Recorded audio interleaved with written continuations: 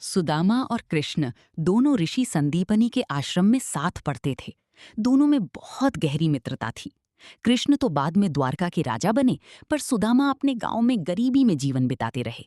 उनकी पत्नी सुशीला ने एक दिन कहा, कृष्ण से मिलने जाओ, शायद वे तुम्हारी मदद करें।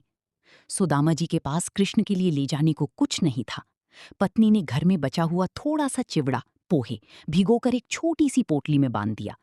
सुदामा सोचते चलते रहे, मैं भगवान से कुछ मांगने थोड़ी जा रहा हूं, वो तो मेरे मित्र हैं, मैं केवल उनसे मिलने जा रहा हूं।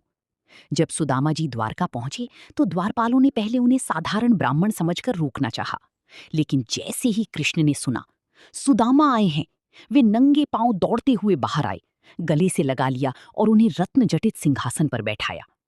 चिवड़े की पोटली। कृष्ण बार बार सुदामा की ओर देखते हुए मुस्कुरा रहे थे। सुदामा, मेरे लिए क्या लाए हो? सुदामा शर्माती रही, चुपचाप पोटली छुपाते रही। कृष्ण ने उनके हाथ से पोटली झट से ले ली और बच्चा बनकर खाने लगी। वाह, ये तो बहुत स्वादिष्ट है, ये मुझे बहुत पसंद है। कृष्ण ने चिवड़े की हर कौर में सुदामा की प्रेम को महसूस किया। बिना मांगे सब मिल गया। सुदामा कुछ मांगना नहीं चाहते थे।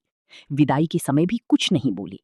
जब वे वापस अपने गांव लौटे तो देखा, उनकी कुटिया की जगह एक भव्य महल खड़ा है। पत्नी अलंकृत वस्त्रों में, बच्चे खेल रही हैं। समझ गए, ये सब मेरे मित्र कृष्ण की कृपा है। तो फिर लोग क्यों कहते हैं दरिद्र सुदामा? क्योंकि सुदामा जी भौतिक रूप से गरीब थे, लेकिन आध्यात्मिक रूप से राजा थे। भगवान ने कभी उन्हें दरिद्र नहीं कहा। ये शब्द केवल ये बताने के लिए आता है कि गरीबी में भी उनका वैराग्य और प्रेम कितना महान था। जो प्रेम और भक्ति में समृद्ध हो, वो भगवान के लिए कभी दरिद्र नहीं होता। सच्ची मित्रता में अमीरी गरीबी नहीं होती। भगवान को धन नहीं, भाव चाहिए। प्रेम से दिया हुआ थोड़ा सा भी ईश्वर के लिए अमूल्य है। बिना मांगे भगवान भक्त को सब दे देता है।